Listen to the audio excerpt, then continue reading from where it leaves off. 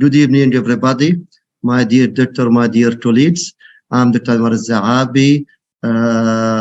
Welcoming you today in our eighth wave of a series, one of the series of how to treat patient with atrial fibrillation, organized by Pfizer and endorsed by the Emirates Cardiac Association. In our talk today, our wave today, I am hosting Dr. Brajesh, who is an interventional cardiologist working in mid-care. He's a well-known speaker in the UAE, having an interest in atrial fibrillation as well as the invasive procedure. And I am having Dr. Anil, who is He's a senior consultant, also interventional in Saudi German Hospital in Dubai. So let's start our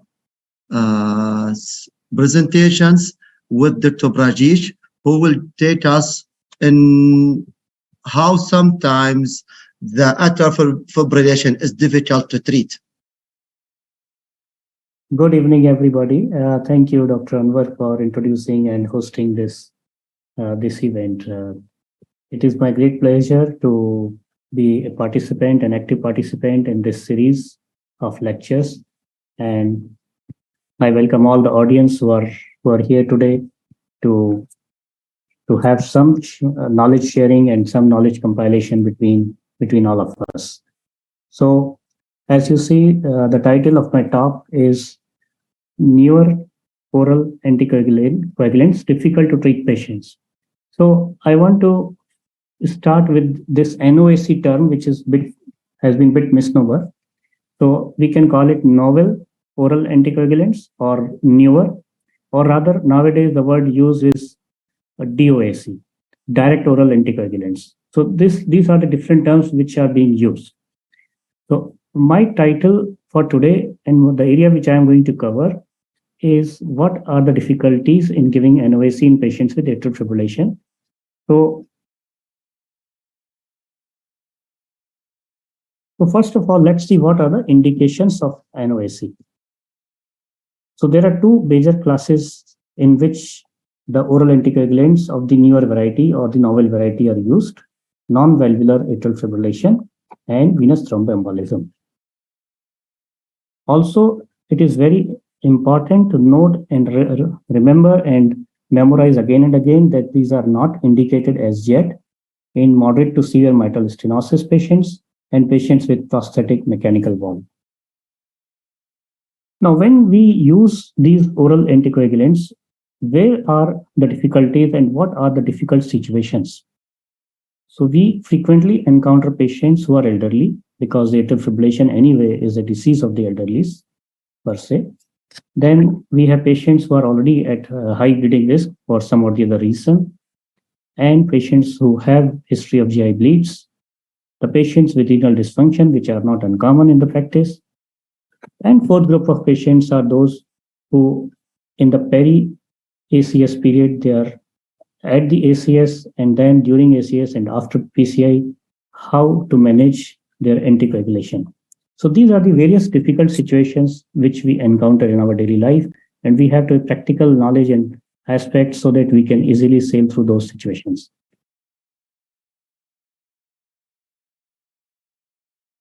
Just 1 second, please.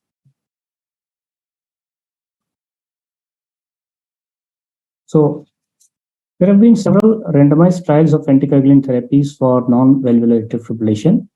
When I was doing my residency in cardiology in the years 95 to 98 until 2000, there was no term like NOAC. There was nothing in the previous century. We were talking about warfarin, and that was the concept which emerged between in the 90s, that contrary to the previous belief, aspirin was not at all useful for treating atrial fibrillation. There was significant advantage of warfarin over placebo. Placebo could be either nothing or could be aspirin. As many as 6 trials came out back to back, and it sealed the deal in favor of anticoagulation for the patient of atrial fibrillation to prevent a stroke in favor of any other medication available that time. Then a turnaround happened about 15-20 years back. So first trial which came with a different anticoagulant was with dabigatran. It was a Relight trial, very large trial of 18,000 patients, and it came in 2009, followed successively by the next trial, which was rivaroxaban trial, Rocket AF, again 14,000 patients. And all these trials were done versus warfarin because warfarin was already an established anticoagulant agent for atrial fibrillation prevention. And then came apixaban trial, the landmark trial of Aristotle by the name, 18,000 patients, and then Engage AF TIMI for the edoxaban trial, the most recent one. Although that is also not so recent, it's more than a decade now. So in all these trials, you will see that they have been compared with warfarin except one trial, Averroes, and we do not have any head-to-head trial of any two direct oral anticoagulants at the moment. And I do not think there is anything in the pipeline. So the four NOACs which have been studied versus warfarin are like warfarin itself, which as compared to warfarin is a vitamin K antagonist, and then dabigatran, which is direct thrombin inhibitor, which is slightly different as compared to other three agents, rivaroxaban, apixaban, and edoxaban, which are direct factor Xa inhibitors. So there were major differences in the exclusion criteria in the three oral anticoagulant trials. So you will see that in Relight trial, aspirin dose was not specified. In Rocket AF, patients with more than 100 milligram aspirin were excluded. In Aristotle, more than 165 were excluded. In Aristotle trial, especially, stroke within 7 days before randomization were excluded, while in other trials, there were even longer durations after the stroke when the trial exclusion criteria was applied. And there were minor differences in the term of liver disease in Aristotle trial, where apixaban was studied, the AST or ALT more than twice the upper limit of normal or raised bilirubin were excluded. Then came the GI bleeding. So in Relight trial, it was much stricter that anybody had GI bleed within the past year or symptomatic or endoscopically documented ulcer was excluded. In Rocket AF, 6 months, which is for rivaroxaban, and in Aristotle trial with apixaban, patients with increased bleeding risk and contraindication to oral anticoagulation were excluded.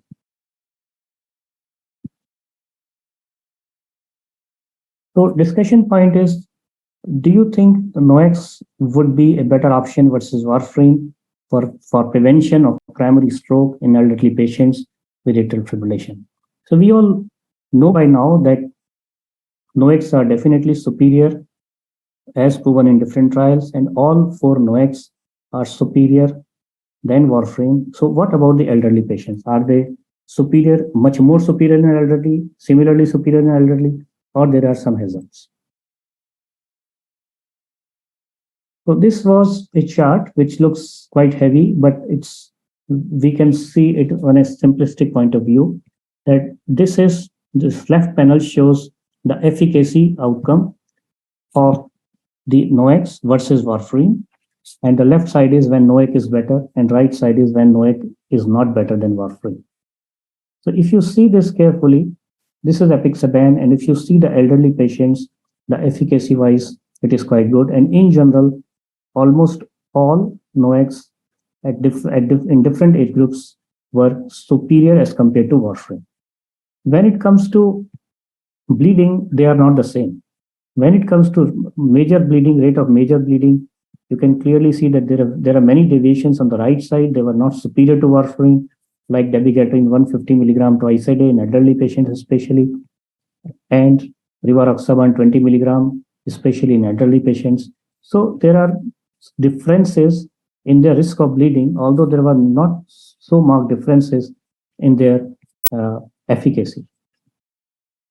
So how to minimize the risk of bleeding in elderly patients with atrial fibrillation?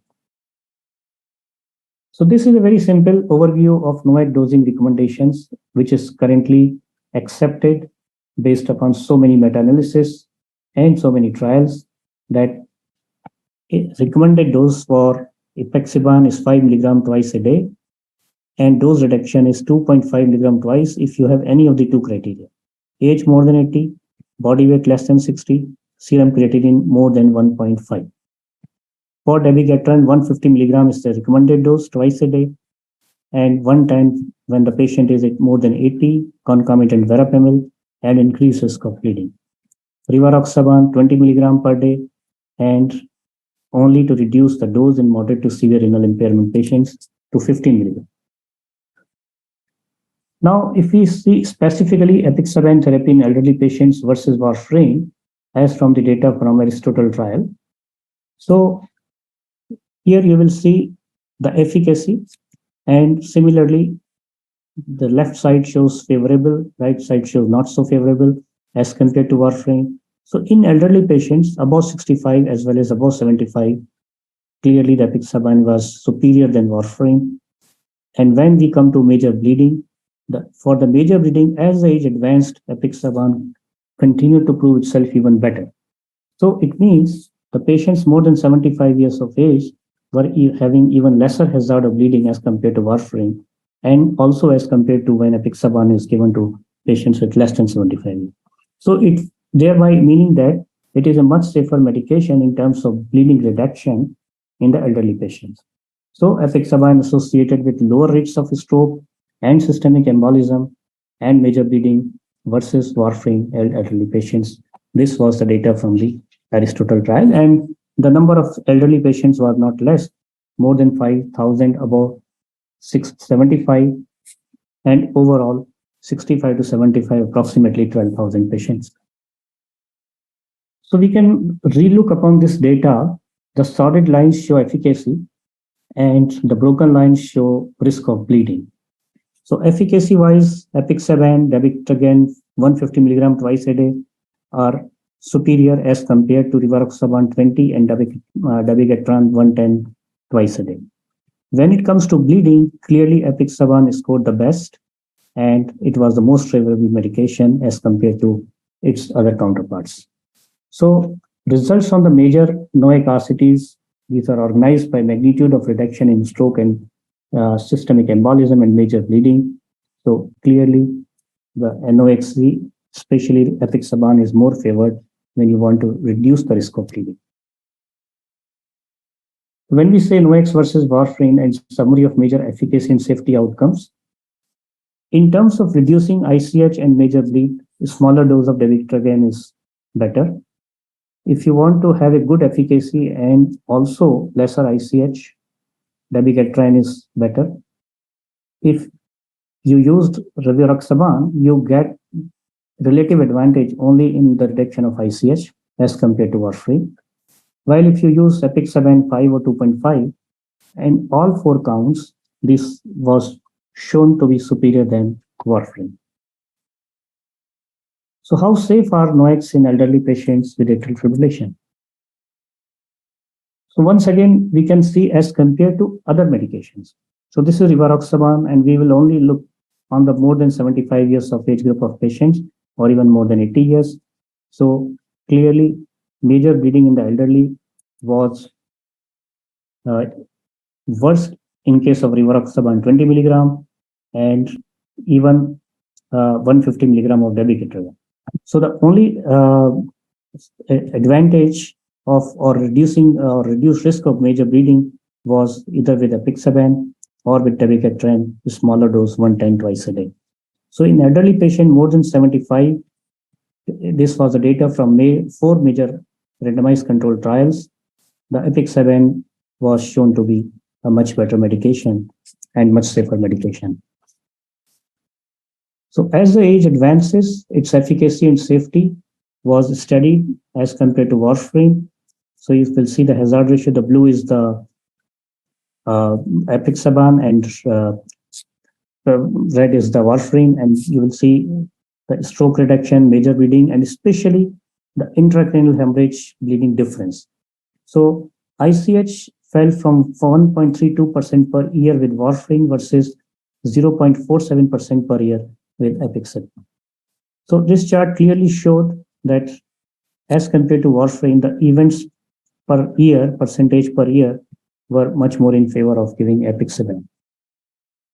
So in elderly patients, expert recommendation, which was published in European Heart Journal 2017, was that if you have a patient of more than 75 years of age, the first choice, if you want to use an NOx, should be apixaban 5 milligram twice daily, and dabigatran 110, rivaroxaban 20, and edoxaban 60 came as a second choice.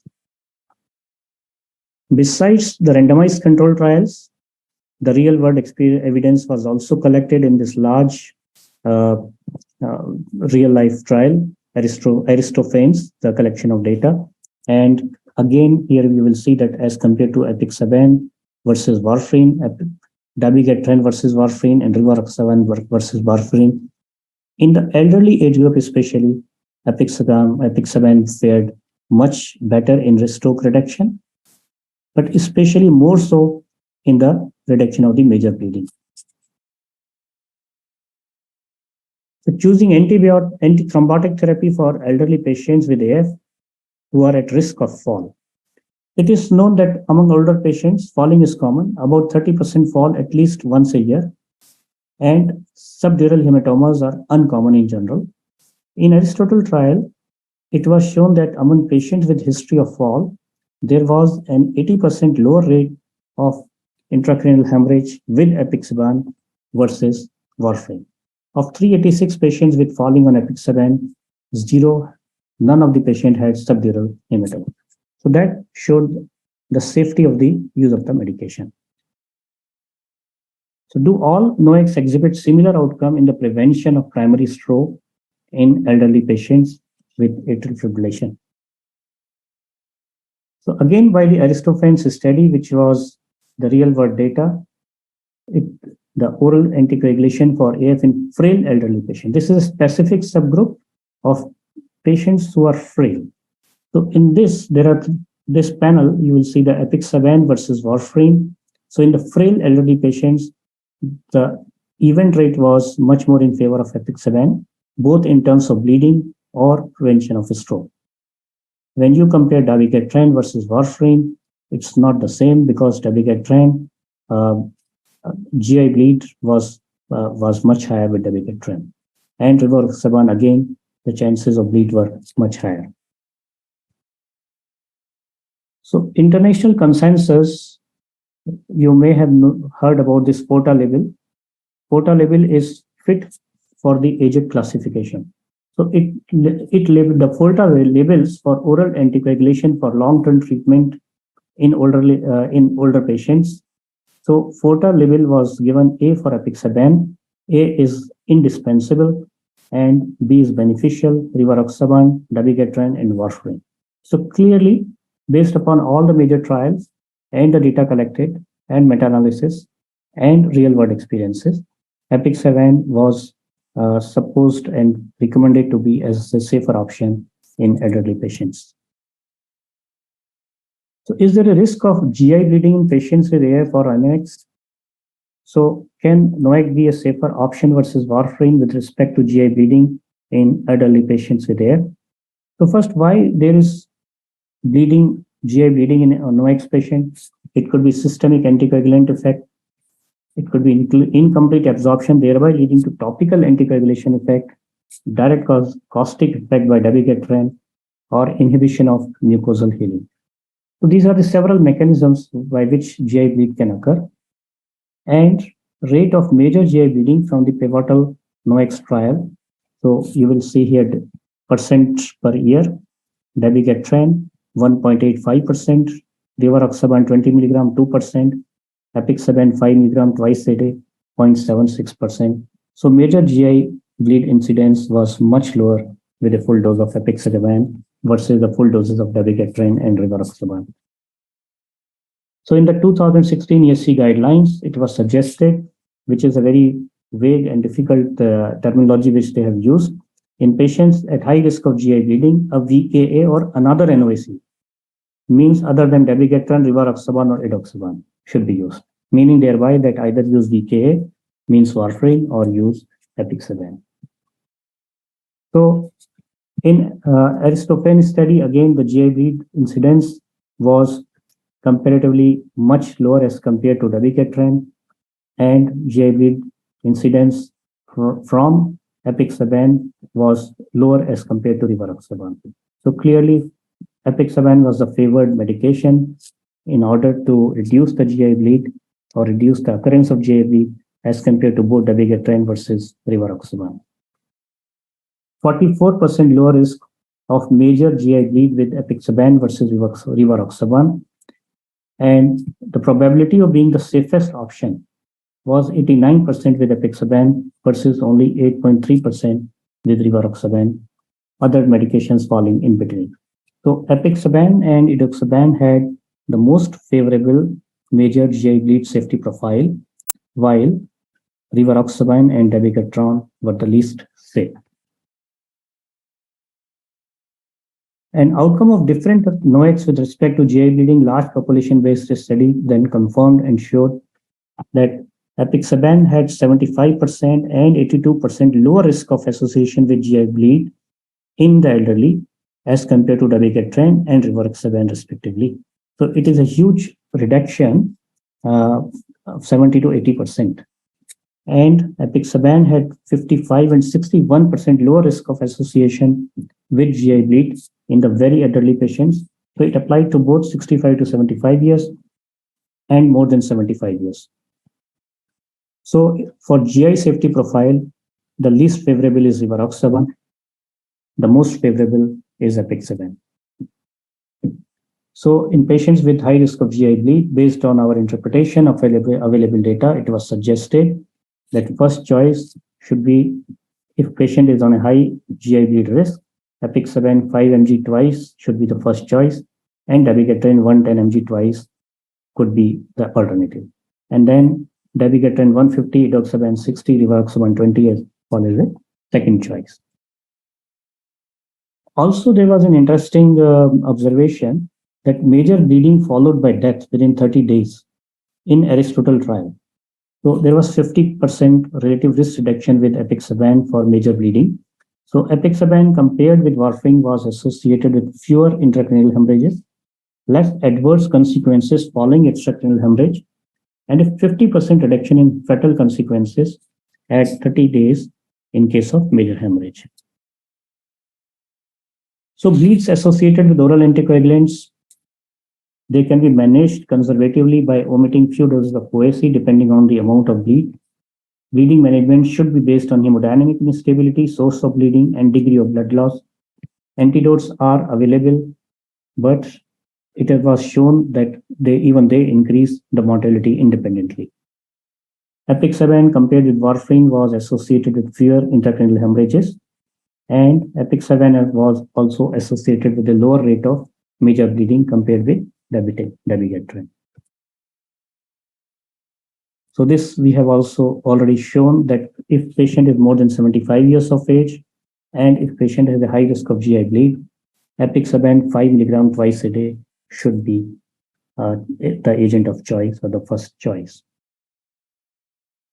This is 2018 CHEST guideline and expert panel report that patients with prior unprovoked bleeding, warfarin-associated bleeding, or at high risk of bleeding, it suggests using apixaban, edoxaban, or dabigatran 110 mg. And patients with prior GI bleed, again, apixaban or reduced dose of dabigatran means 110 twice a day.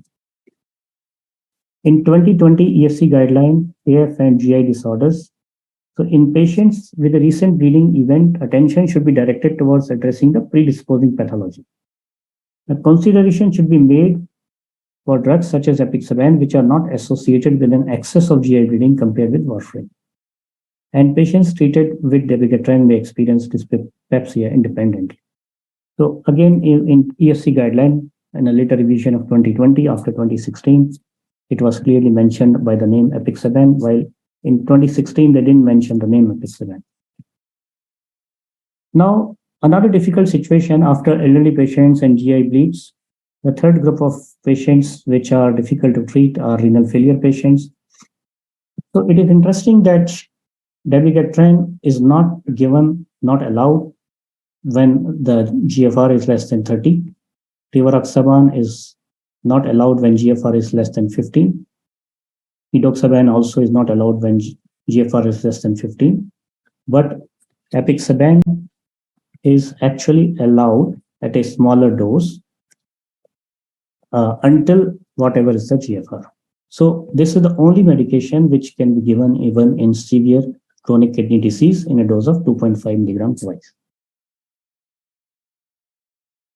I took it out as a guideline slide from ACC that in patients with atrial fibrillation who have chronic kidney disease and creatinine clearance less than 15 or are on dialysis, it might be reasonable either to prescribe warfarin or apixaban. There's only one medication which is mentioned in the among the NOACs that apixaban can be used in patients with less than 15 GFR. Now, although the main topic of conversation today is atrial fibrillation, it's just a recap about the use of NOACs in the treatment of systemic embolism. And so we can see that we can start the treatment with low molecular weight heparin along with the warfarin. This is one way of treating it. Among the NOACs, if you are using dabigatran or edoxaban eventually, the first 5 to 7 days you have to give low molecular weight heparin. On the other hand, if you are going on a single drug approach, you can start apixaban from day one or rivaroxaban from day one, and you can avoid completely any other heparins. And also, the double dose of apixaban is given only for 7 days as compared to rivaroxaban double dose, which is given up to 3 weeks. So it again tells us that there is some value in considering apixaban as a medication of choice when you're considering and treating the systemic embolic patient. So for VT treatment, all NOACs were non-inferior to low molecular weight heparin or warfarin for reducing the risk of death. Or in the amplified trial, apixaban showed comparable efficacy and significantly lower major bleeding rates.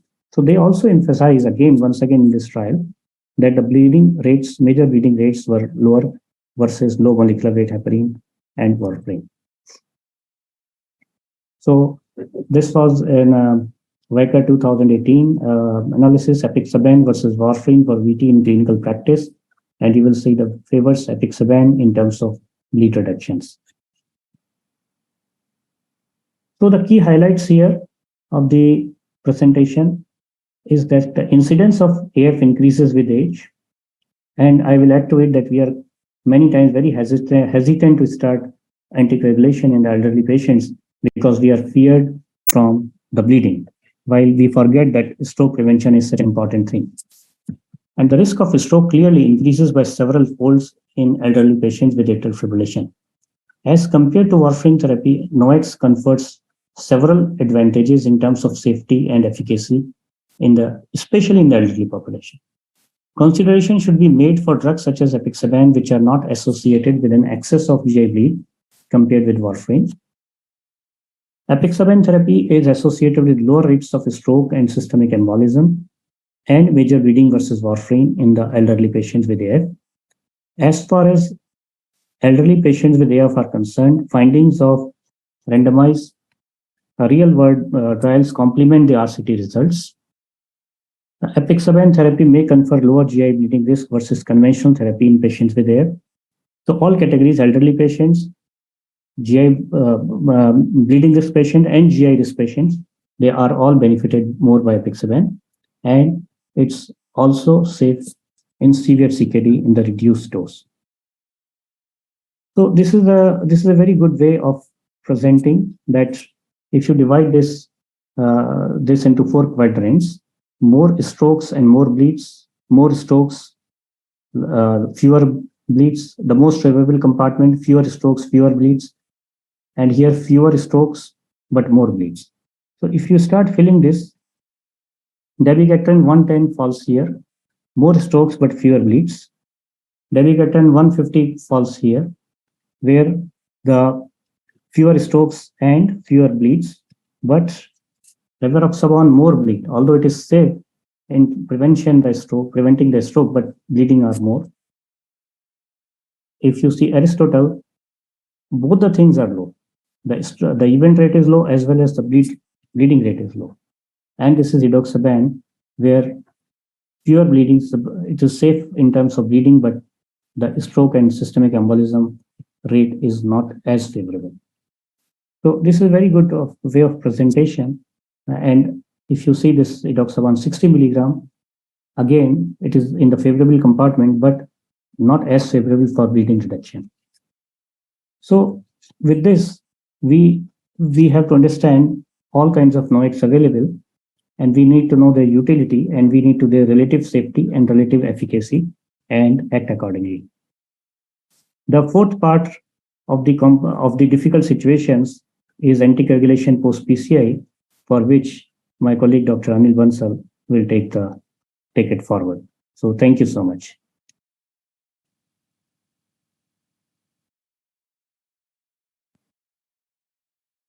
Thank you so much, Dr. Rajesh. It was a very informative lecture and also presented in very nice, easy way to understand and to follow. Although the content was really a good content there. So let's move now to our second speaker, Dr. Anil Bansal, who is a senior consultant, also invasive, coming from Saudi German Hospital in Dubai.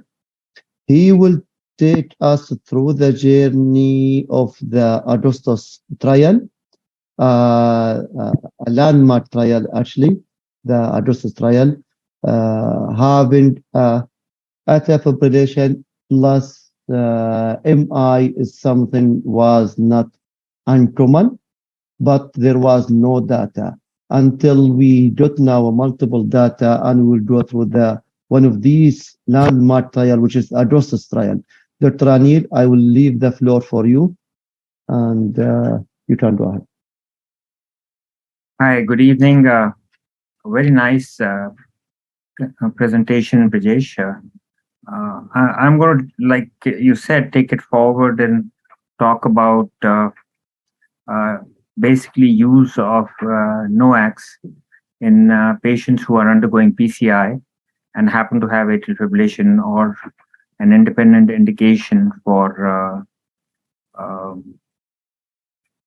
this anticoagulation. So let me start with my.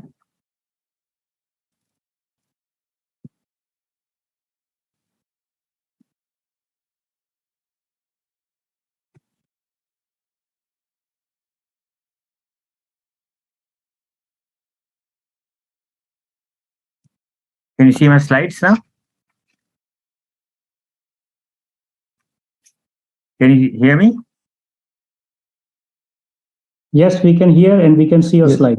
Okay. So the topic is how does Augustus change our current knowledge? Augustus is a trial which I will specify as we move on. Augustus was exploring the use of apixaban in patients with non-valvular atrial fibrillation and recent acute coronary syndrome and or having PCI. And in the presentation, we're going to go through the challenges of treating patients with non-valvular AF who've had recent ACS with a PCI, and then go on to the guidelines, whether they are addressing the treatment of non-valvular AS in this subgroup of patients who are undergoing PCI, and what is the current evidence of NOACs versus vitamin K antagonists in those patients who do undergo PCI. Then we will go on to the Augustus trial and what it did address or did not address, and how does Augustus add to our current knowledge base. So what are the challenges in treating patients with non-valvular AF in patients undergoing PCI or having ACS? As Brajesh mentioned, AF is one of the most common arrhythmias because of the aging world population. And not only aging world population, one thing which it is not mentioned in this slide is also increasing weight of the world population. Obesity is another independent risk factor for development of atrial fibrillation, which is becoming more apparent as we gain weight as a population in general. And then, apart from age, there is a concomitant rise of coronary artery disease. And with coronary artery disease, there is a concomitant rise of acute coronary syndromes. And if there is acute coronary syndromes, we obviously need more PCIs in these patients. So studies have shown that between 18 to 46% of patients with atrial fibrillation have concomitant coronary artery disease, and approximately 5 to 10% of patients undergoing PCI also have atrial fibrillation. So we are in not an uncommon subset of elderly patients with atrial fibrillation who have acute coronary syndromes, and we are thrown with the challenge of giving potentially triple therapy, with which comes the challenges of bleeding, which is a real problem in both morbidity and significant mortality in these group of patients. So bleeding risk must be considered as a very important aspect in this patient population. Different antithrombotic therapies are used to prevent thrombotic events in patients with atrial fibrillation and post-ACS and PCI. After urgent or elective coronary stenting, patients are prescribed, as you know, dual antiplatelet therapy, which includes thienopyridines plus aspirin to reduce stent thrombosis. And with atrial fibrillation, we are stuck with the choice of either using warfarin or the NOACs. Now here, I think, is from a historical perspective, it's very important to note the early studies of the WOST trial, which was a group of 500 odd patients randomized, about 600 odd randomized to 300 odd between dual therapy and triple therapy. And this was the first trial to really set the ball rolling. These were patients in Netherlands and Belgium who were put together, and then following which was the ISAR triple trial. I think it is important for both historical and other reasons to go through the WOST trial, which showed that the triple therapy group, the cumulative incidence of bleeding was much higher than the dual therapy group. And interestingly, even though it was underpowered for really looking at the incidence, the efficacy in terms of decreasing ischemic events in these patients, but it did show a significant trend towards the dual therapy showing superiority than triple therapy in this group of patients. So the triple therapy was, as you can make out, will be warfarin, aspirin, and clopidogrel, and dual therapy was clopidogrel plus warfarin. So this clearly showed us that dual therapy, excluding aspirin, was really starting the way to go in some of these patients who are having to undergo PCI and have underlying atrial fibrillation. But like Dr. Mitchell said, that this was at a time where NOACs were really not available. And then came the ISAR triple trial, which basically looked at the duration. Because as we can intuitively know, the longer is the duration of triple therapy, the more is the likelihood of bleeding complication. And they looked at 6-week therapy versus 6 months therapy, and the composite of death, myocardial infarction, stent thrombosis, and stroke with TIMI major group, major bleeding, was equivalent whether they were given triple therapy for 6 weeks versus 6 months. So this was, again, a very important and a landmark trial. And then we now started going a step further and started seeing that what is the best therapy in terms of the dual therapy, and should all people be given dual therapy, or should somebody be given triple therapy? And then came a lot of choices in terms of the aspirin, the dosage, the duration, the thienopyridines, clopidogrel. The newer ones came with prasugrel and then ticagrelor. And then, of course, the newer anticoagulants after warfarin came. First came dabigatran, then came rivaroxaban, then apixaban, and then, of course, now endoxaban. So I think, are now kind of, as we go on, are kind of reaching a consensus among clinicians, and doing a little bit case to case basis, just balancing the risk of the perceived risk of bleeding, depending on age, depending on frailty, depending on sex, and depending on what kind of PCI has been done in the patient, what kind of LV function is, whether the PCI has been with intravascular ultrasound, etc. And I'll dwell on that as we go on. So there are, as you can see, there are many patients with AF with coronary artery disease. Like I told you, in the elderly population, as much as 10% of patients with chronic coronary artery disease have atrial fibrillation. Bleeding risk is extremely important for consideration for choosing the optimal therapy, because that has direct effect on mortality. And there's lack of clinical data guiding very specifically on each patient population risk. And limited guidance combined with wide range of therapeutic options makes treatment choice confusing for physicians. So let's see how have guidelines addressed this in the non-valvular AF with ACS and PCI patients. So this is the 2018 North American guidance, which you can see on the screen. Basically, the default strategy is an initial triple therapy followed by a double therapy, dual therapy for 12 months, which is basically an oral anticoagulant with a single anti-platelet agent. And then they go on to say, if the patients have a high ischemic or thrombotic risk, but a low bleeding risk, then the triple therapy can be extended up to a month or sometimes even longer. And the patients who have low ischemic or thrombotic risk with a high bleeding risk, then the triple therapy can be given for, as little as 1 week. And some people will also now, with aspirin coming under the hammer more and more, some people might just say that let's just leave aspirin alone, because that seems to be the bad boy in terms of increasing bleeding complications. So in 2018, there was a joint European consensus statement, and which atrial fibrillation presenting with elective PCI or ACS undergoing PCI concerns when there was thrombotic risk prevailing, then you give 1 month of triple therapy, or triple therapy can be extended up to 6 months depending on the discretion. And then if there's a concern about very high bleeding risk, then you give it for just 1 month, then followed by dual therapy. And this is the European Heart Rhythm Association practical guideline of 2018.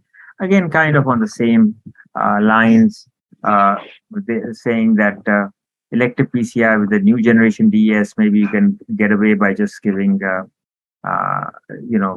therapy for 7 days, and then go on to give dual therapy with a NOACs with either clopidogrel only, and they also included aspirin, but I wouldn't do that.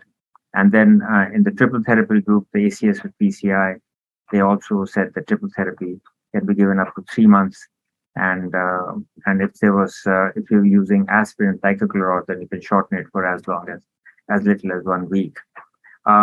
Again, I think what they were trying to emphasize was that you look at the patient, you look at the patient's how like the stent has been deployed, how many stents have been deployed, what kind of was intravascular ultrasound used, what kind of results were obtained, what is the CHAD-VAS score, what is the syntax score, etc., etc. So there's a lot of multifactorial things went into this prism of choosing therapy. Only a handful of cardiovascular societies guidelines are supported by evidence of randomized clinical trials, because the group got together and it's very hard to. I'm sure time as goes on, they will start looking at subgroups, very short subgroups, and start looking at this issue even with greater detail in each subgroup. But till now, we don't.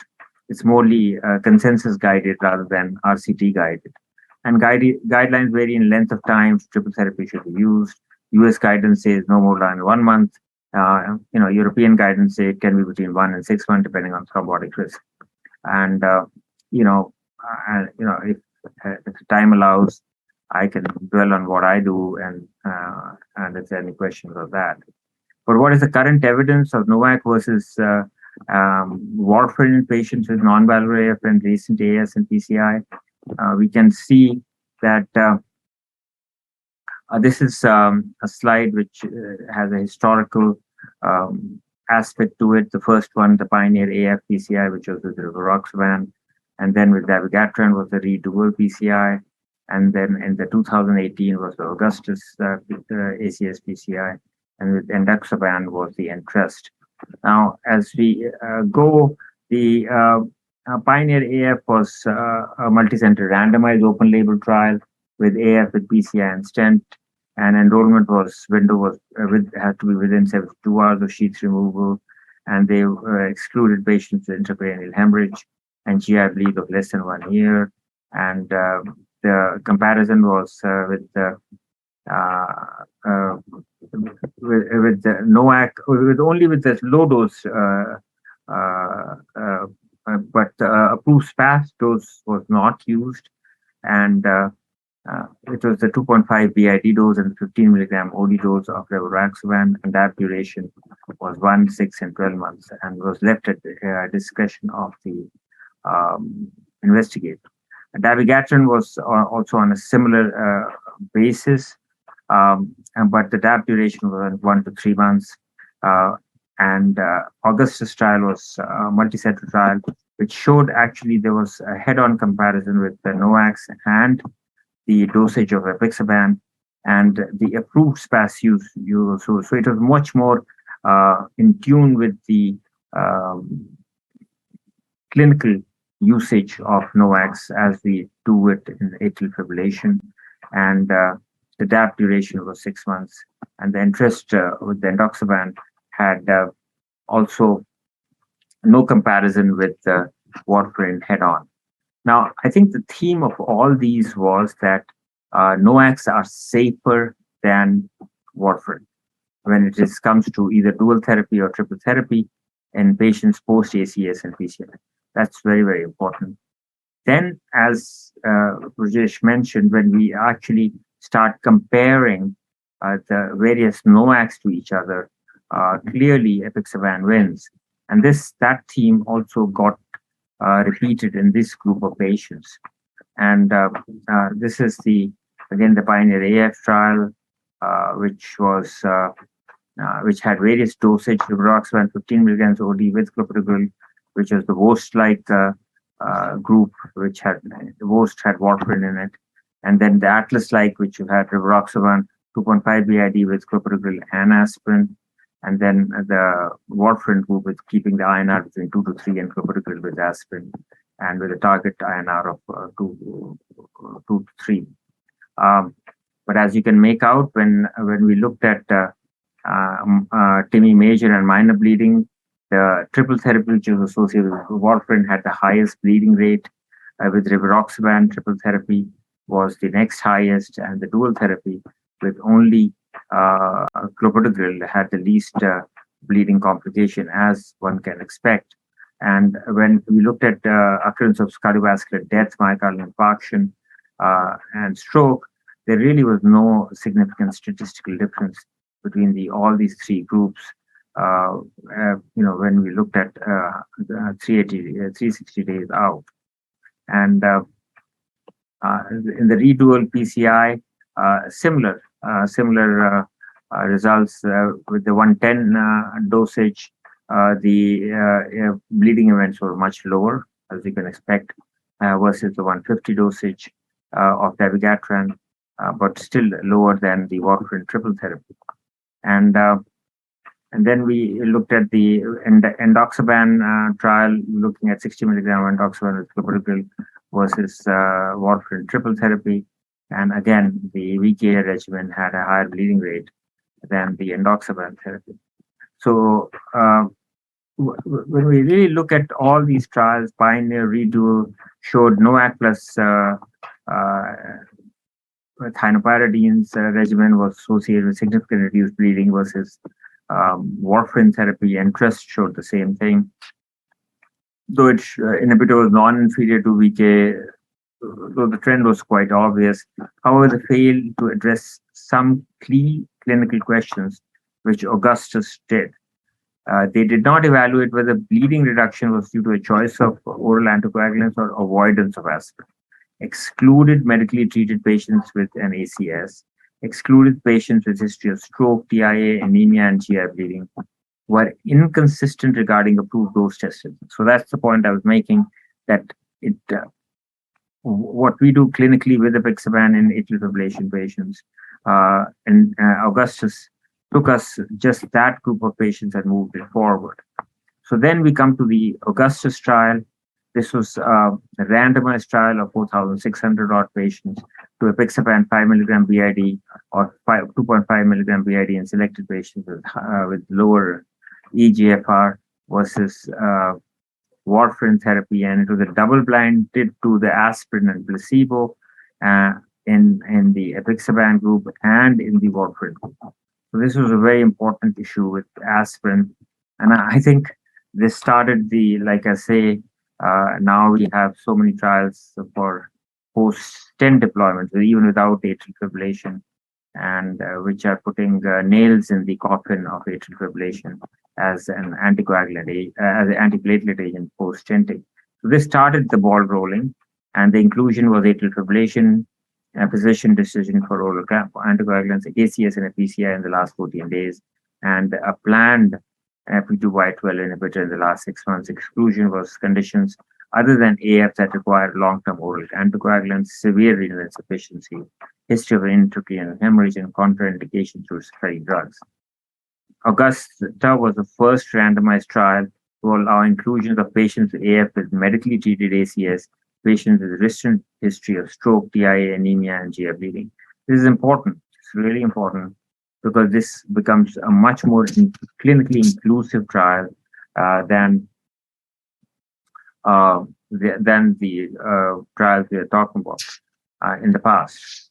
And the primary outcome by the ISTH major and CRNM bleeding criteria was results in major bleed resulting in death, occurring at a critical organ like brain, resulting in a hemoglobin drop of 2 grams per deciliter from baseline, requiring transfusion of 2 units of whole blood or back cells, and a CRNM resulting in hospitalization, requiring medical and surgical intervention, for example, a hematoma surgically evacuated, requiring physician-directed change in antithrombotic therapy. Secondary outcomes of all-cause deaths, hospitalization, and myocardial infarction, stroke, and stent thrombosis and urgent revascularization. So apixaban versus VK, they looked at the major bleeding aspect. Placebo versus aspirin, they looked at all the bleeding and complications, hospitalization, and ischemic events. This was a worldwide trial in 33 countries, so this was much more, representative of a world population, and had a very good distribution of how real world practice reflects. And the mean CHAD score was 3.9, Hasbled score was 2.9, prior OAC percentage was 49%. These patients, a lot of them had chronic atrial fibrillation, and a large majority used clopidogrel. Augustus tested 2 independent hypotheses. Like I said, apixaban was superior to warfarin, and a single antiplatelet agent was superior to dual antiplatelet agent, especially with aspirin, and as it was also being randomized. So, like I said, Augustus enrolled a broad-based population. Which clinical question did it address? That is a apixaban-based regimen that includes clopidogrel plus minus aspirin is non-inferior or superior to warfarin-based regimen with thienopyridine plus or minus aspirin in terms of ISTH and CRNM bleeding. Does apixaban regimen result in fewer deaths and fewer hospitalization? Does apixaban result in fewer deaths and fewer ischemic events as compared to warfarin? And what are the benefits of versus risk of aspirin in this patient population? So when we look at the results, they were dramatic. It was far superior to a warfarin in both major bleeds on both criterias. It was aspirin caused much more bleeding than not giving aspirin, 16% with placebo of 9%.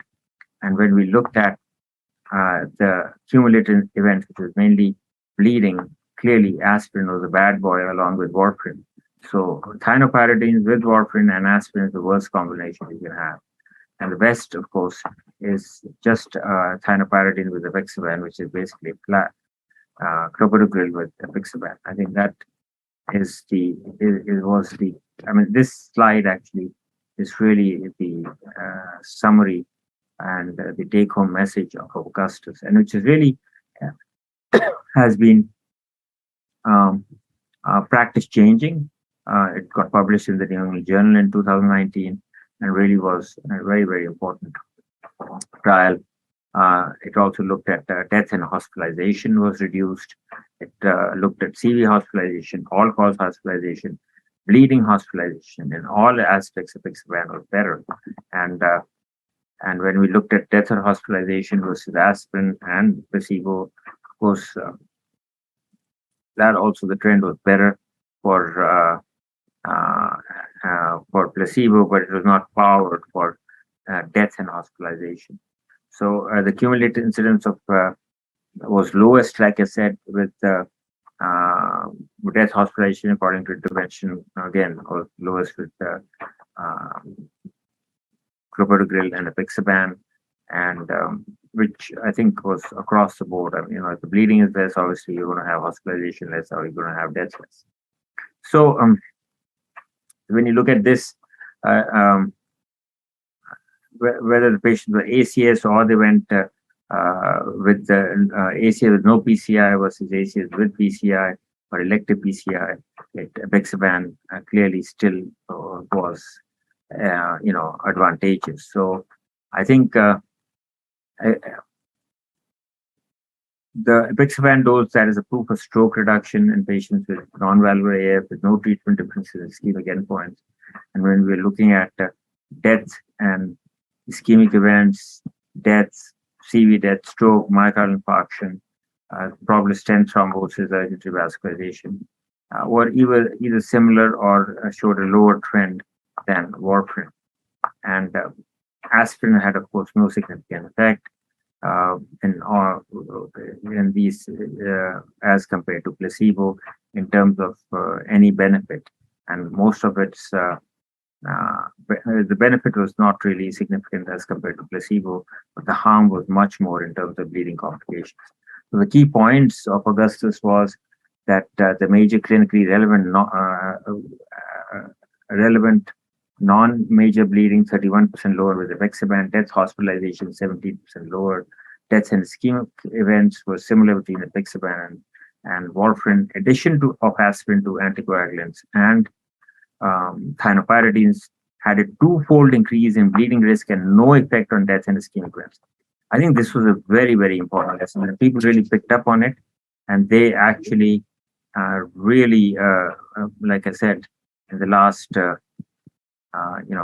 3 to 4 years has really affected our post stent management with no atrial fibrillation of these patients. So in summary of Augustus was apixaban-based treatment superior to warfarin treatment in reducing risk of major bleeding in patients with ACS alone or who underwent PCI. They resulted in fewer hospitalization and death and had fewer ischemic events was similar in the two treatments. Aspirin increased the risk of bleeding. So how it has impacted guidelines? The ESC guidelines have said that after uncomplicated PCI, early cessation or less than 1 week of aspirin and continuation of dual therapy with oral anticoagulants with clopidogrel should be considered if the risk of stent thrombosis is low or if the concerns about bleeding risk prevail over concerns over risk of stent thrombosis, irrespective of stent use. This is 2A with the level of evidence. B, triple therapy with aspirin clopidogrel for 1 month should be considered when the risk of thrombosis outweighs the clinical risk. I think that if we was put in a stent with intravascular guidance and have an excellent result. Probably aspirin can be given for 1 week. It may not even be given. I don't think it will make a difference, but that's just if you go by guidelines, you give it for a week. That's fine. And so patients with indication oral anticoagulant undergoing PCI, dual therapy up to 12 months, and if supposing there's a high stent thrombosis, then you give triple therapy for a week or maybe for a month, depending on what your perception of that is. So in patients with low risk of thrombosis but high risk of bleeding, stopping aspirin is warranted and following a NOAC with clopidogrel for 12 months. In patients who are undergoing high risk PCI who have high risk ACS, aspirin should probably not be discontinued for several weeks or longer, depending on the bleeding risk. So, design and finding of Augustus trial suggests that potential to shape future guidelines in clinical practice. ESC guidelines have already updated their guidelines based on results of Augustus. So,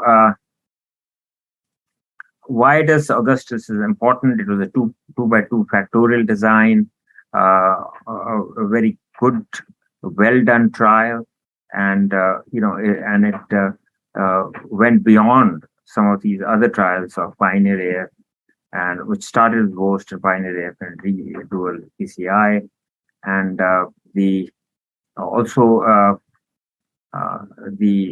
when we looked at the meta-analysis of all these trials, they again show in favor of NOACs dual therapy versus VK triple therapy.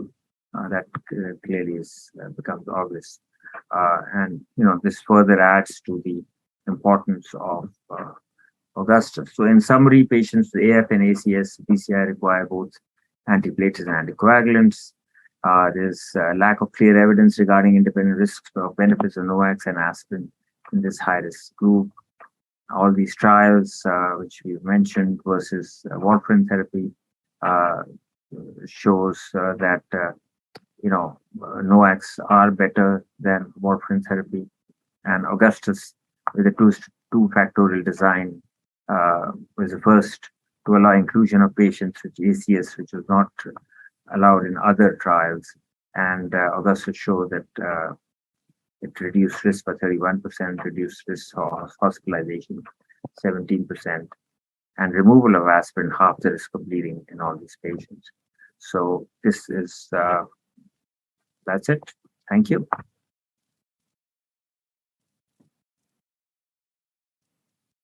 Thank you, Dr. Anil, for your very informative presentation. And we will go with the audience questions. I have the first question, Dr. Rajesh, if you can open your camera. That question will be directed to you. That we have a patient who is 70 years old and weight is 70 kilogram. His GFR is below 15%.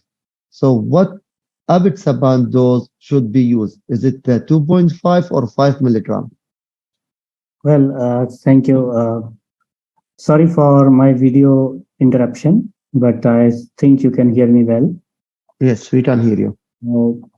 The question is actually very smart question, I would say. It's a very real question, very practical question.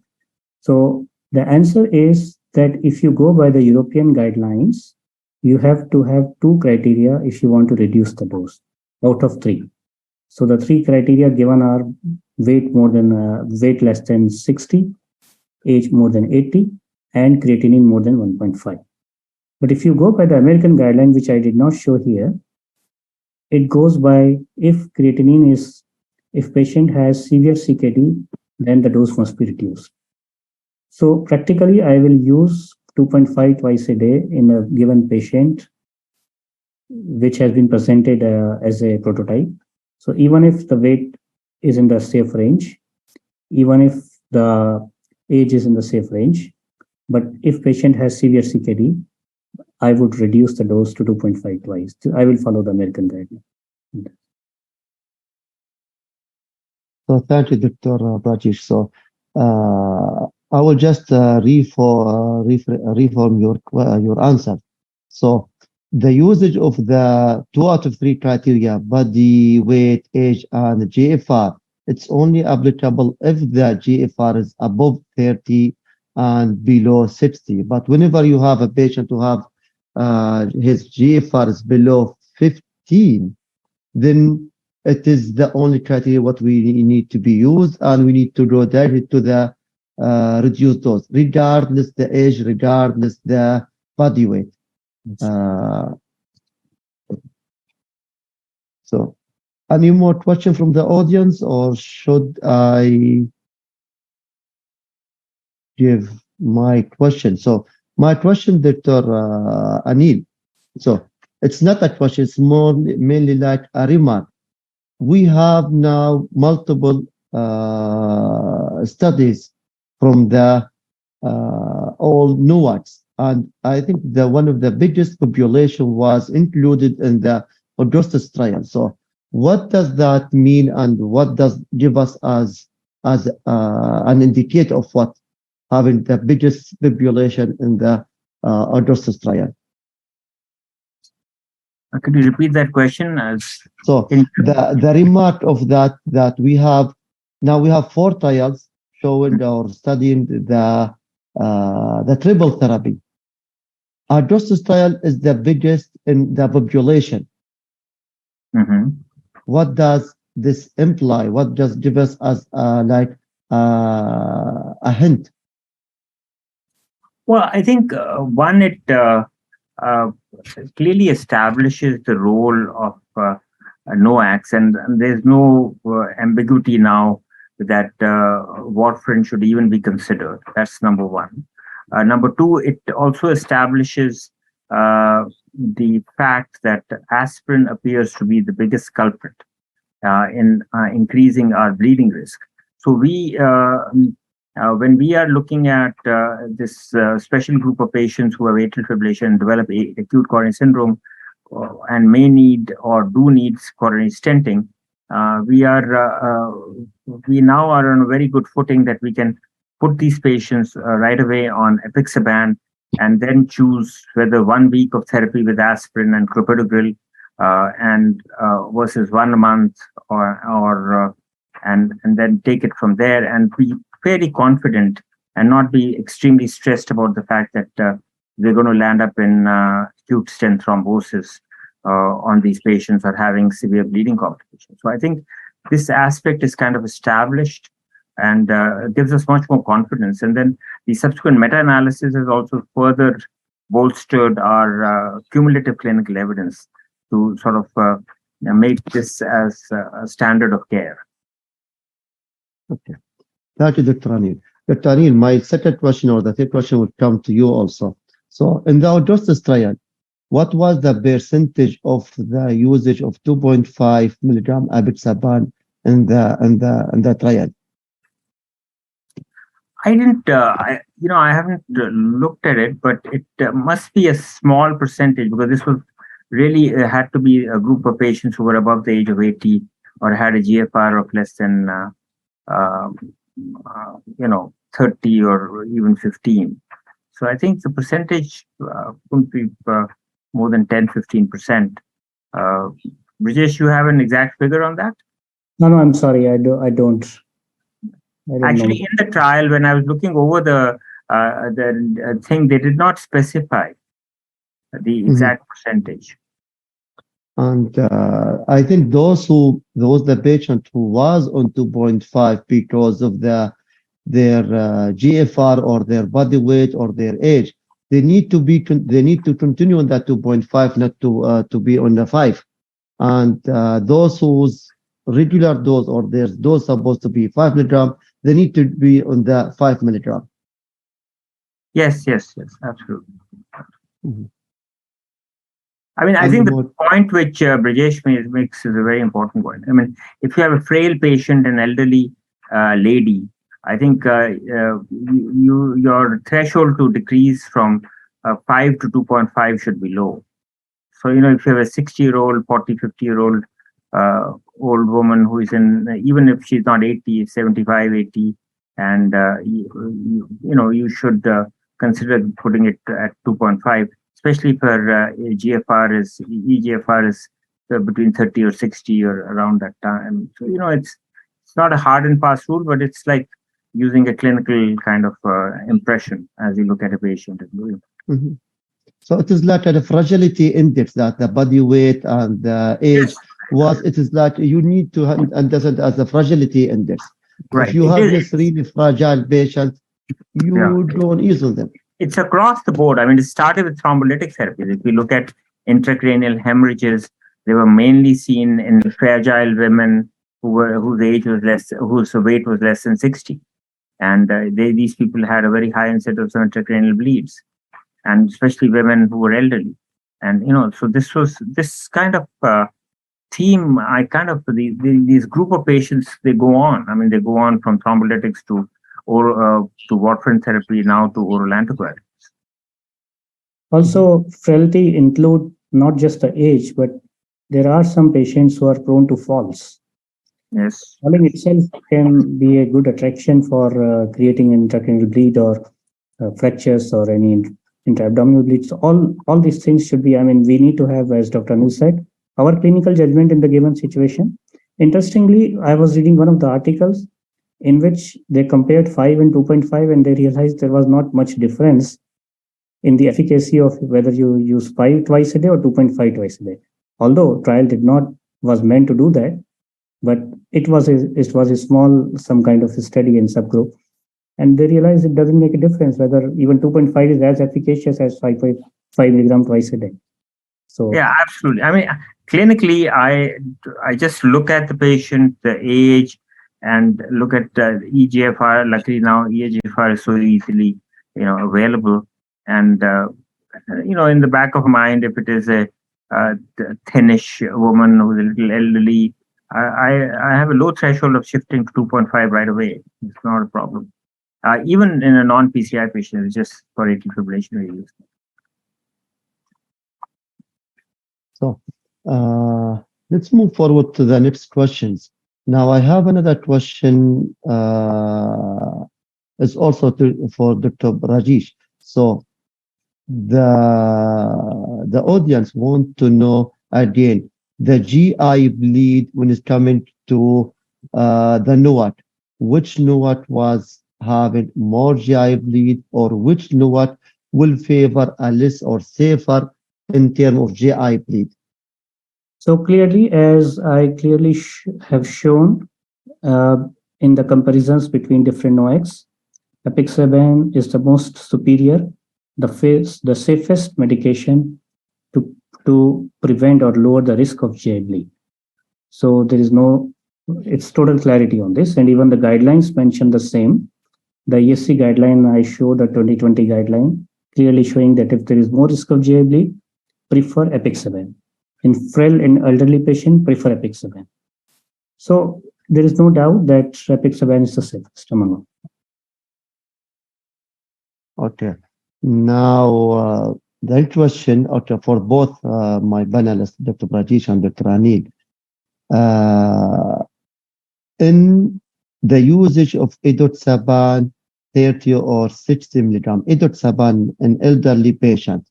So I think this is question. How we choose, when we choose that 60 or edoxaban or 30 milligram edoxaban in elderly patient. I have zero experience with endocrine. I've not used it once. You never use it once, huh? So I have limited experience, but the contraindications or dose reduction indications are same as for the in terms of weight and in terms of age, it is the same, and also for the GFR. So when the GFR is less than 30, the dose is half, and rest of it is like apixaban. And then less than 15, it is not to be given. Yes.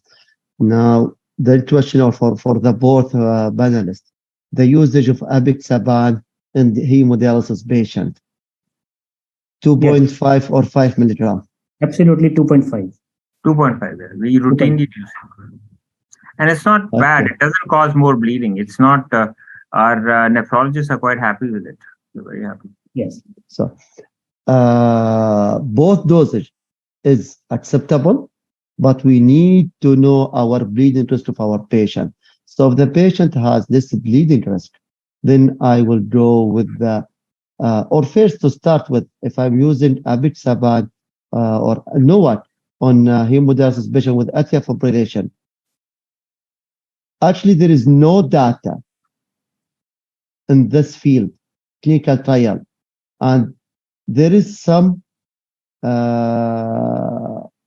committees, international committees, are in favor not to use any type of anticoagulation in hemodialysis patients. So this patient group, the hemodialysis patient group, is still, there is no randomized control trial supporting which dosage to start with, which medication need to be used, or should we anticoagulate our patient or not, and then which dosage, if we will use anticoagulation, which dosage there will be. So this is, but what we need to understand from the pharmacokinetical studies, which is done in US, okay, and also the FDA is favoring that, because it is now well known that apixaban, either 2.5 or 5 milligram, can be used, but this is again not a study, is not a what we call that, a study. Our conclusion came from a randomized control study. Yes, that's true. Now, my next question will be also for both of you, that are you using NOAC before you doing cardioversion or after the cardioversion? And how long? The patient, if patient is already on NOAC, you can, So- you don't need to change The it. question, no. Okay. If the patient is NOAC, Yes. And if patient is not on NOAC, still you can choose NOAC to start with and do the cardioversion. Both are correct. Both ways. So- Dr. Anil, do you have anything different to say? Well, so if it depends. If it's like you said, if the patient has already been on long-term NOAC, then we can continue that. But before cardioversion, we are going to look at the left atrial appendage carefully, and then take a call on that. So, but we will not shift the patient to warfarin for any reason. So I think, but if you have initiated, for example, NOACs, then we are going to use the same criteria. We're going to use conservatively 4 to 6 weeks on the therapy, or use a TE-driven exclusion of left atrial appendage clot before we cardiovert. What if that atrial fibrillation patient has shadow fast of 0? Are you going to use the NOAC before cardioversion? So that's a very interesting question. The question is, it is my twist in the question. Yes. So the question is, are we going to cardiovert? I mean, we maybe look at this patient if it's new onset. Look, I mean, chat score of zero is kind of. So I will slightly. Yes. Okay. I will present it once again. This question is very interesting actually and very pertinent. So if you need to cardiovert, the question is like this: if you are cardioverting somebody, can you use a NOAC instead of heparin? This is yes. Or One low question. molecular weight? This is the question. So the answer is yes, you can. This is the answer. Because now I can support the use of NOAC to prevent for acute cardioversion, to prevent clotting thrombosis at the time of cardioversion. So they can be replaced. Now, why is it so? It is not. It is to be taken in this way. When you can treat an acute pulmonary embolism and acute VTE just by the use of oral anticoagulation, stat dose and continuous dose and double dose, without giving any heparin or any low molecular weight heparin, then at the same way you can also prevent the stroke just by NOAC. So that the way, recent guidelines, the recent European guideline, what they have mentioned in their guideline that if I'm going to tardivate a patient, regardless his short vascular, patient need to be minimum on oral anticoagulant without any specification. It is warfarin or it is a NOAC for 1 month. If he have a shot for 1 month, but if the patient have a high shot score, then it will be lifelong. But if it is only a shot score of 0 or 1, and you will not going to have intended to not have a lifelong anticoagulation, then it is 1 month minimum without any specification of the type of oral anticoagulation. Is it a VTA or it is NOAC? But the practice is that we all know that VTA, vitamin K antagonist, is not the medication of choice in many of population groups. So just start NOAC, do the cardioversion, and it is also did not specify the type of cardioversion. Is it a pharmaceutical cardioversion or it is a electrical cardioversion? It's for both. They did not specify. This is the recent atrial fibrillation guideline published by the European Heart Association. Yeah, I think this is based on that trial. There was a trial, I think, in 2017-18 called Animate trial, which basically showed that giving a NOAC or apixaban, I think they gave loading dose versus heparin versus warfarin, and I think in that trial also, and they did cardioversion, that this was better. NOAC was better. Yes, so that's what I was coming to, because this is what I was trying to say, that your point is very correct about the guideline that you have to give 4 weeks, but then if you have a patient whom you are going to cardiovert within 48 hours, what will you do? Will you give NOAC? Can you give NOAC, or you have to give heparin? This was the question. And this Dr. Anil answers that NOAC is equally fine. You can give NOAC and it's not fine, it's actually better. So the Animate trial, ENA-MATE trial, it was actually showed it was better. And it did not give for 4 weeks. It just gave a loading dose, so whatever, 10 milligram twice a day of apixaban and things. But in real world, if I was to do that, and if the atrial fibrillation, I did not know the duration of atrial fibrillation, I would do apixaban, but I also routinely do TE before I do cardioversion. I agree with you, Dr. Anil. I'm always doing TE. With that cardioversion. So it just makes you feel better. It makes you, feel less guilty if the patient has a stroke, so that you've done everything possible. Mm-hmm. So, Dr. Brajesh, you have mentioned almost like 5 to 6 patient profile or patient group. So what about the oncology patient? Oncology patient. Yes. Do we have data on oncology patient and atrial fibrillation? Which NOAC? Again, I'm saying which NOAC because warfarin is now out. Which NOAC is better? I would consider oncology patients as like high-risk patients anyway. And then my preference will always be on the safest agent, which is apixaban. The less chances of bleeding, the less chances of easier to give, and less dose adjustment needed. And second, also is a very practical thing, that we know that we have 4 agents, but if we work upon all 4, we'll be in trouble. As clinicians, we should familiarize ourselves, select 1 or 2, and start using them. As Dr. Anil said, he didn't use rituximab. There's no need actually. If you are comfortable and you know the merits and demerits, and if you have chosen the best one, then why should you bother about fine intricacies and start confusing yourself as well as the patient and change your practice? So pick up what is the best in the lot and start using it. That's it. I also want to make another point on what Brajesh is saying. Hello, can you hear me?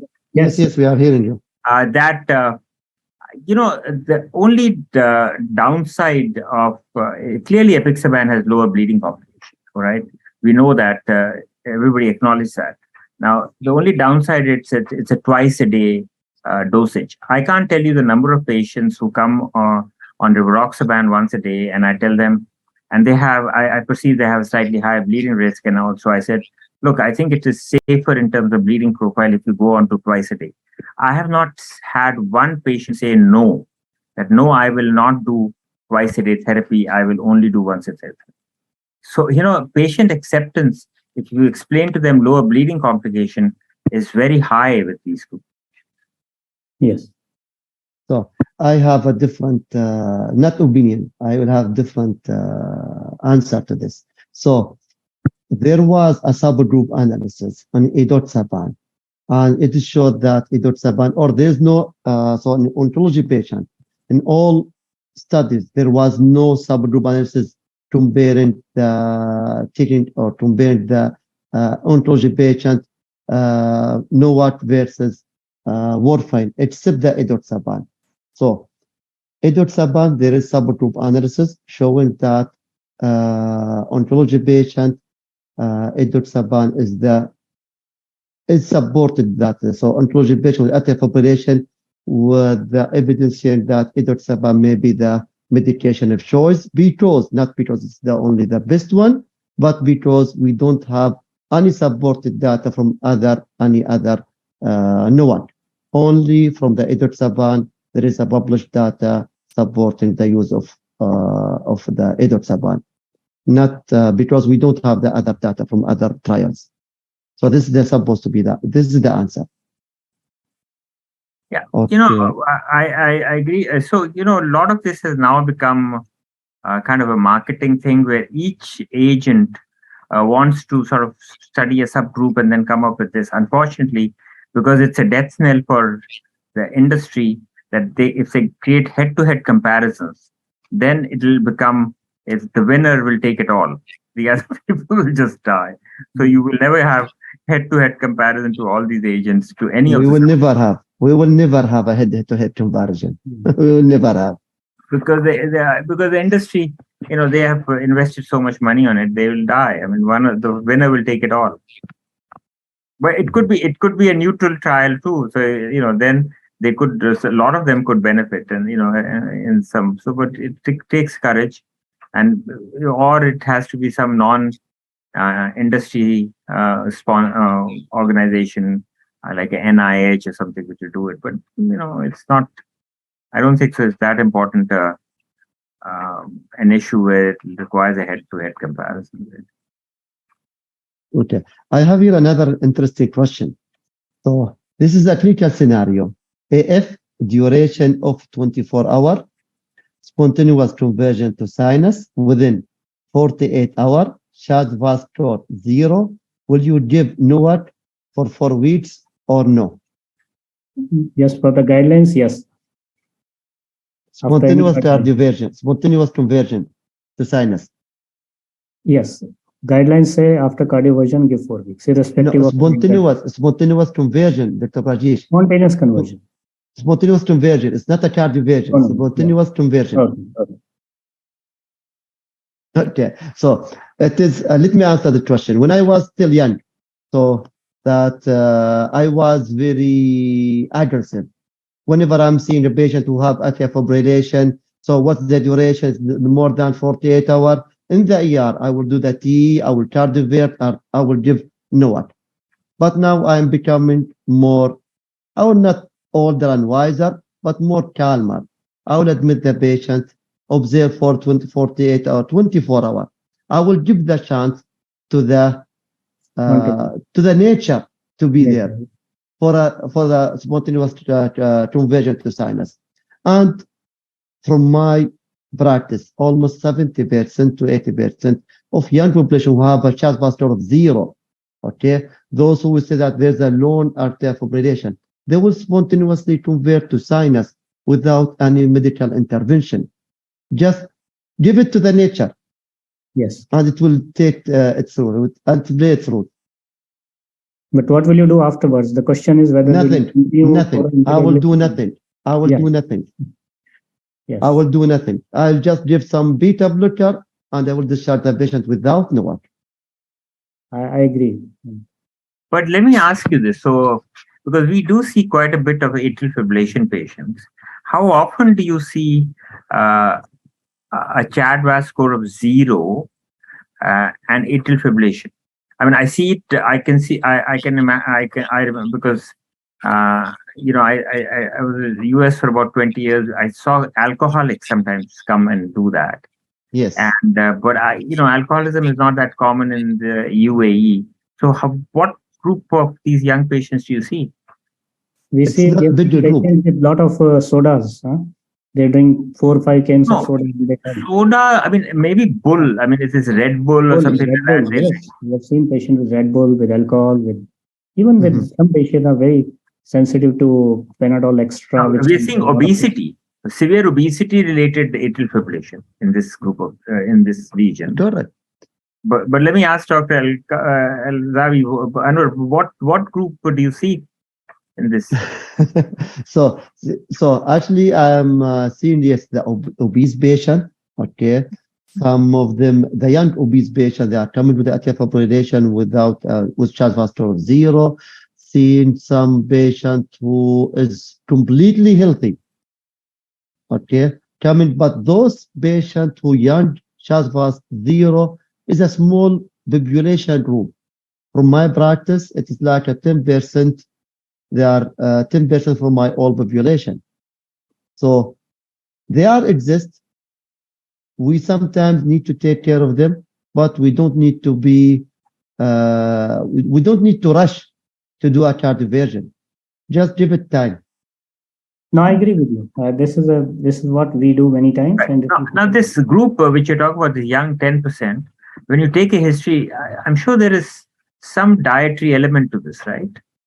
Because otherwise, spontaneous atrial fibrillation from out of nowhere, presenting to ER, is very uncommon. I mean, you may pick it up as a paroxysmal AF or, something like that on an OPD, but when they come into ER with actually AF that's fast ventricular rate and uncomfortable, do you see Because them? it is the new onset. So this is the fast AFib that always saying telling that this is a new onset AFib. The heart is still not still not adapt to it. Yes. But those who have a chronic AFib and still not diagnosed, they usually present to the ER with a little bit slow AFib, like 110, 120, and incidentally we found that they are in AFib. But most of those young patients, either they are the one who was taking Red Bull or a lot of caffeine, or they are obese, they are really coming with the fast AFib. Heart rate maybe goes, the ventricular rate goes up to 180, 170s. They will be symptomatic. And the other thing what we need really to observe in such patients, do they have obstructive sleep apnea? We need to screen them for obstructive sleep apnea. Either they are obese or not obese, because it's one of the risk factors. Obesity is a risk factor. Obstructive sleep apnea is a risk factor. We need to screen those patients for obstructive sleep apnea. yes, interesting. So, let me ask you. So, somebody with a BMI of 40 who comes with atrial fibrillation and say CHA2DS2-VASc of 0, do you really still? I mean, would you treat him as a CHA2DS2-VASc 0? Yes, unfortunately. If he has no diabetes, I will do him I think those guidelines are way behind. Obesity Yes. is such an important aspect. We have data to show that you drop 30 to 40% of weight in atrial fibrillation patients, their chance of converting to normal sinus rhythm increase by equal percentage. But the question here, for if the audience will allow me, the question here, does the obesity will increase the risk of thrombosis? Yes, it's increasing the risk of having atrial fibrillation, but does it increase the risk of thrombosis? Here you need this question need to be answered. Yes, then maybe it will go as a risk factor to start, or you support the idea of giving NOAC or No, but why? So, but let's look at that question. So, what increases the risk of thrombosis in atrial fibrillation? It is atrial standstill, and it is stasis, and a hypercoagulable and a diastolic dysfunction, whether that is due to hypertension, whether it is due to diabetes, whether it's due to age, whether it's due to, and in this case, severe obesity. So why will it not be prothrombotic? I think it will be prothrombotic. Depends on the duration, for sure. If it is obese, they are always obese. They are not. yes. So, and if it is duration, I think they will be prothrombotic. It's just that this particular population, young population, has really not been studied in isolation. So maybe yes. So I think we coming to the end of our wave. Okay, it was for me. I don't know about the audience. It was very interesting discussion between me, Rajesh, and Dr. Anil. I hope the audience also have got this joy feeling, the interesting feeling as I'm getting. There's no more questions. So thank you, Dr. Anil. Thank you, Dr. Rajesh. Thank you. With this, I will close the session. Thank you so for much. hosting it. Very nicely hosted. Thank you. Good night.